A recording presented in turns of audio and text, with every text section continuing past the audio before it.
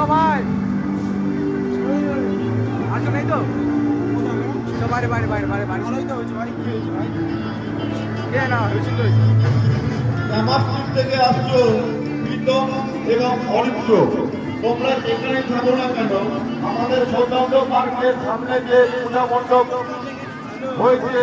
নয়াপল্লী সার্বজনীন দুর্গোৎসব কমিটির পক্ষ থেকে জানাচ্ছি, আমাদের ভেতরে যে মঞ্চ তৈরি হয়েছে তোমার বন্ধুরা এখানে অধীরাকে অপেক্ষা করছে, তোমরা এক্ষুনি তাদের সঙ্গে যোগাযোগ করো।